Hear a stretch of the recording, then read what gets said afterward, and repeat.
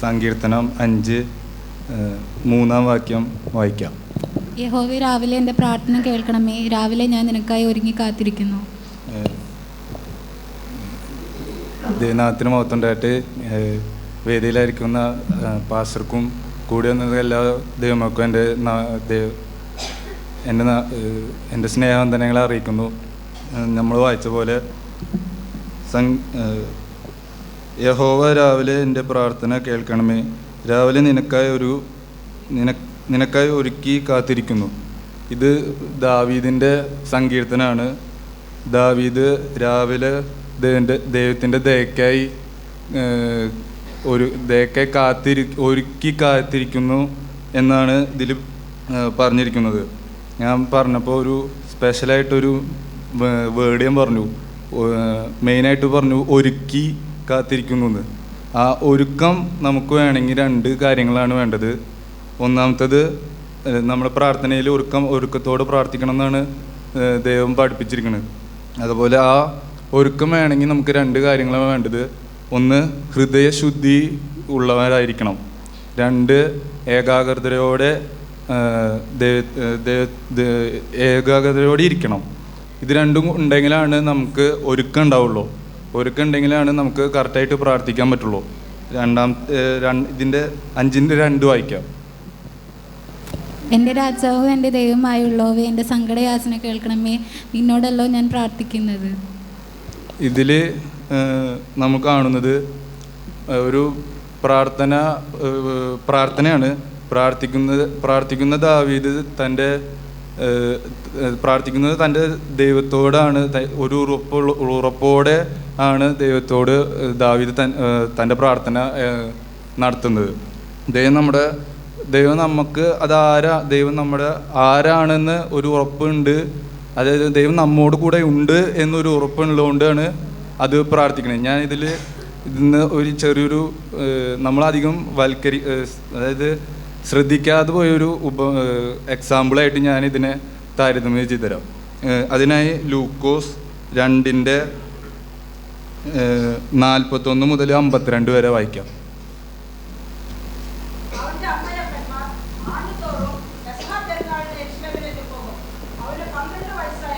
അവർ പതിവ് പോലെ പെരുന്നാളിന് പോയി. പെരുന്നാൾ കഴിഞ്ഞ് മടങ്ങിപ്പോരുമ്പോൾ ബാലനായ യേശു യെരുശലേമിൽ താമസിച്ചു. അമ്മയപ്പന്മാരോ അറിഞ്ഞില്ല. സഹയാത്രക്കാരുടെ കൂട്ടത്തിൽ ഉണ്ടായിരിക്കുമെന്ന് അവർ ഊഹിച്ചിട്ട് പിന്നെ അവനെ ബന്ധുക്കളുടെയും പരിചയക്കാരുടെയും ഇടയിൽ തിരഞ്ഞു. കാണാനിട്ട് അവനെ അന്വേഷിച്ചുകൊണ്ട് യെരുശലേമിലേക്ക് മടങ്ങിപ്പോയി. 3 നാൾ കഴിഞ്ഞ ശേഷം അവൻ ദൈവാലയത്തിൽ ഉപദേഷ്ടാക്കന്മാരുടെ നടുവിൽ ഇരിക്കുന്നതും അവരുടെ ഉപദേശം കേൾക്കുകയും അവരോട് ചോദിക്കുകയും ചെയ്യുന്നത് കണ്ടു. അവന്റെ വാക്ക് കേട്ടവർക്ക് എല്ലാവർക്കും അവന്റെ വിവേകത്തിലും ഉത്തരങ്ങളിലും വിസ്മയം തോന്നി. അവനെ കണ്ടിട്ട് അവർ അതിശയിച്ചു.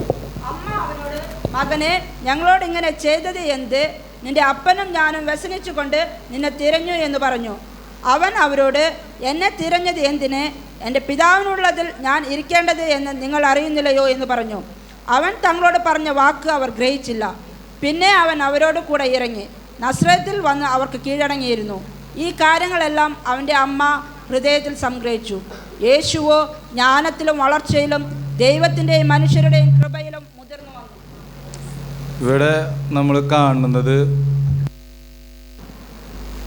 കാണുന്നത് യേശുവിനെ തൻ്റെ മാതാപിതാക്കൾക്ക് കാണാതെ ആവണ ഒരു അവസ്ഥയാണ്. ഞാനൊരു എക്സാമ്പിൾ കൂടെ പറഞ്ഞു തരുന്നത്. ഇവിടെ നമുക്ക് ചോദിക്കാൻ പറ്റുന്ന ഒരു 4 ചോദ്യം ഞാൻ നിങ്ങളുടെ മുമ്പിലേക്ക് തരികയാണ്. ആർക്കാണ് യേശുവിനെ നഷ്ടപ്പെട്ടത്? ഉത്തരം നിങ്ങൾക്ക് പറയാം, കുഴപ്പമില്ല. ആർക്കാണ് യേശുവിനെ നഷ്ടപ്പെട്ടത്? മാതാപിതാക്കൾക്കാണ് യേശുവിനെ കാണാതെയത്. 2ാമത്തെ ചോദ്യം, എവിടെ വെച്ചാണ് യേശുവിനെ കാണാതെയത്? ദേവാലയത്തിൽ വെച്ചിട്ടാണ് യേശുവിനെ കാണാതെയത്.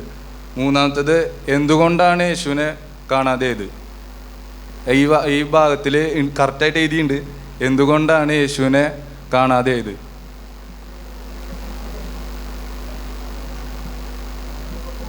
ഇതിൻ്റെ ഉത്തരം ഞാൻ പറയാം. എങ്ങനെയാണ് യേശുവിനെ, അത് കഴിഞ്ഞിട്ട് എങ്ങനെ തിരിച്ച് ലാസ്റ്റ് എങ്ങനെയാണ് യേശുവിനെ കണ്ടെത്തിയത് തിരിച്ച്? ഇത് ഉത്തരം ഞാൻ കറക്റ്റായിട്ടല്ല അതിൻ്റെ പറഞ്ഞുതരാം. ആദ്യത്തെ ചോദ്യത്തിൻ്റെ ഉത്തരം ചോദ്യം ആർക്കാണ് യേശുവിനെ നഷ്ടപ്പെട്ടത്? മാതാപിതാക്കൾക്കാണ് യേശുവിനെ നഷ്ടപ്പെട്ടത്.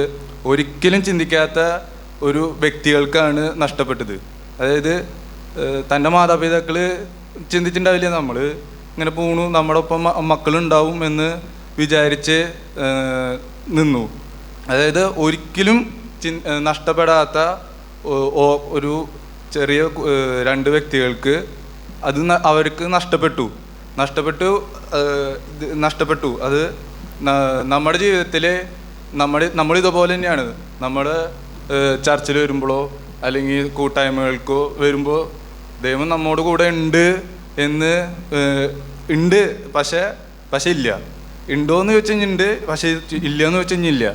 അതാണ് നമ്മുടെ അവസ്ഥ. അങ്ങനെ വരാതെ നമ്മൾ സൂക്ഷിക്കണം. രണ്ടാമത്തെ ചോദ്യം, എവിടെ വെച്ചാണ് യേശുവിനെ നഷ്ടപ്പെട്ടത്? അതിൽ കൊടുത്തിരിക്കുന്നത് ദേവാലയത്തിൽ വെച്ചിട്ടാണ് യേശുവിനെ നഷ്ടപ്പെട്ടതെന്നാണ് ആ ഭാഗത്തിൽ കൊടുത്തിരിക്കുന്നത്. ഒരിക്കലും നഷ്ടപ്പെടാത്ത സ്ഥലത്ത് വെച്ചിട്ടാണ് യേശുവിനെ നഷ്ടപ്പെട്ടത്. കാരണം ദേവാലയത്തിൽ വെച്ചിട്ട് ആരെങ്കിലും എന്തെങ്കിലും നഷ്ടപ്പെടുമെന്ന് വെച്ച് കഴിഞ്ഞാൽ അങ്ങനെ കാണാറില്ല. യേശുവിനെ ദേവാലയത്തിൽ വെച്ചിട്ടാണ് നഷ്ടപ്പെട്ടത്. ഇതുപോലെ നമ്മുടെ ജീവിതത്തിലും നമ്മൾ ദേവാലയത്തിൽ നമ്മുടെ കൂടെ ദൈവം ഉണ്ടെന്ന് നമ്മൾ വിചാരിക്കുന്നു, പക്ഷെ ഇല്ല. ഞാൻ എങ്ങനെ പറഞ്ഞതെന്ന് അറിയില്ല. നമ്മൾ വരുമ്പോൾ ഉണ്ട്, പക്ഷെ പോകുമ്പോൾ നമ്മോട് കൂടെ ഉണ്ടോ എന്ന് നമ്മൾ നോക്കണം. അത് ഇല്ലെങ്കിൽ നമ്മളുടെ ഭാഗത്ത് വരുന്ന ഒരു തെറ്റാണത്. നമ്മളത് തിരുത്തണം. മൂന്നാമത്തെ ചോദിച്ചത് എന്തുകൊണ്ടാണ് യേശുവിനെ നഷ്ടപ്പെട്ടത്? അവിടെയുള്ള മെയിൻ ഉത്തരം അവർ ഊഹിച്ചുകൊണ്ട്. അതാണ് അവരുടെ ഇതിണ്ട്. അവർ ഊഹിച്ചു യേശു നമ്മോട് കൂടെ ഉണ്ട് എന്ന്. മാതാപിതാക്കൾ ഇതേ സെയിം അവസ്ഥ നമ്മുടെയും. നമ്മൾ ഊഹിക്കുകയാണ് നമ്മുടെ കൂടെ ദൈവം ഉണ്ട് എന്ന്, പക്ഷേ ഇല്ല. അതാണ് സത്യം. പക്ഷെ നമ്മൾ ആ ദൈവം ഉണ്ട് ഇല്ല എന്ന് വെച്ചിട്ട് മാറില്ല. നമ്മൾ അതിനു വേണ്ടി പ്രയത്നിക്കണം. നമ്മൾ തിരിച്ച് ദൈവം നമ്മോട് കൂടെ ആവണം എന്ന രീതിയിലാക്കി കഴിഞ്ഞാൽ നമുക്ക് അനുഗ്രഹപരമാകാം. നാലാമത്തെ ചോദ്യം ചോദിച്ചത് എങ്ങനെയാണ് യേശുവിനെ തിരിച്ചു ലഭിച്ചത്? അവർക്ക് നഷ്ടപ്പെട്ട സ്ഥലത്തേക്ക് തിരിച്ചു പോയപ്പോഴാണ് അവർക്ക് യേശുവിന് കിട്ടിയത്. അതായത് ഉത്സവത്തിന് ഇടയിൽ നഷ്ടപ്പെട്ടു, ദേവാലയത്തിൽ വെച്ച് നഷ്ടപ്പെട്ടു. അവർ 3 ദിവസം യാത്ര പോയി അവർക്ക് മനസ്സിലായി പോയിന്ന്, അതായത് യേശുവിനെ കാണാതെ എന്ന് മനസ്സിലായി. പക്ഷെ അത് കഴിഞ്ഞിട്ട് അവർ മനസ്സിലാക്കിയ സമയത്ത് അവർ തിരിച്ചു വന്നത് യേശുവിനെ തിരിച്ചു വന്ന് ദേവാലയത്തിൽ നോക്കിയപ്പോൾ ദേവാലയത്തിലെ ആള് ഉപദേഷ്ടാക്കന്മാരോട് സംസാരിക്കുകയാണ്. അങ്ങനെ തിരിച്ച് നമ്മുടെ നിന്ന് പോയ ഒരു ഇത് തിരിച്ച് അതേ സ്ഥലത്തേക്ക് വന്ന് നമ്മൾ നേടണം. അത് നമ്മുടെ ജീവിതത്തിലും നമ്മളങ്ങനെയാണ്. ഇപ്പം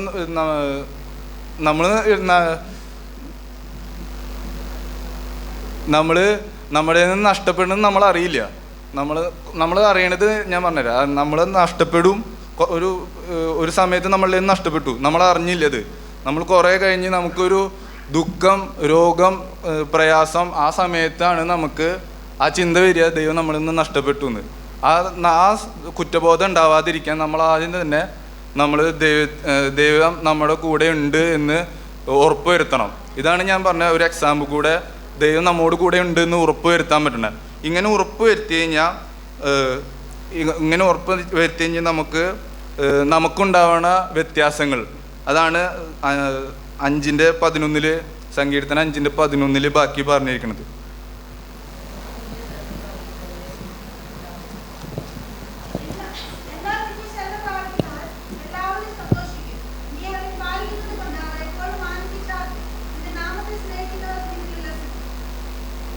അവിടെ പറഞ്ഞിരിക്കുന്ന 3 കാര്യങ്ങളുണ്ട്. ഒന്ന് സന്തോഷിക്കും, 2 ആനന്ദിച്ചാർക്കും, 3 ഉല്ലസിക്കും. നമുക്കുണ്ടാവണതാണ് നമ്മളുടെ ദൈവം നമ്മോട് കൂടെ ഉണ്ടെന്ന് ഉറപ്പ് വരുത്തി കഴിഞ്ഞാൽ നമുക്കുണ്ടാവുന്നത് 1 സന്തോഷം, 2 ആനന്ദിച്ചാർക്കും, 3 ഉല്ലസിക്കും. ഈ 3 കാര്യങ്ങൾ നമുക്കുണ്ടാവും. ഇത് കഴിഞ്ഞ് നമുക്ക് ദൈവം തരുന്ന വേറൊരു എക്സ്ട്രാ സാധനങ്ങളാണ് അടുത്ത 12-ാം വാക്യത്തിൽ തരുന്നത്.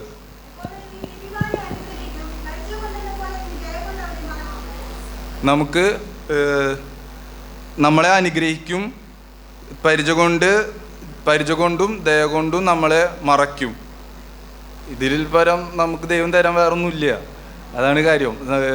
നമുക്ക് ദൈവത്തിൽ ഒരു ഉറപ്പുണ്ടെങ്കിൽ ദൈവം നമുക്ക് സന്തോഷിക്കാം, ഉല്ലസിക്കാം, ആനന്ദിച്ചാർക്കാം. വിത്ത് നമ്മുടെ ദൈവം പരിച കൊണ്ടും ദയ കൊണ്ടും നമ്മളെ മറയ്ക്കും, അനുഗ്രഹിക്കും. ഇത്രയും പറഞ്ഞുകൊണ്ട് എൻ്റെ ഒരു ചെറിയൊരു ചിന്തയിൽ നിന്ന് ഇരിക്കുന്നു. ദൈവം നമ്മളെ ധാരാളമായി അനുഗ്രഹിക്കട്ടെ.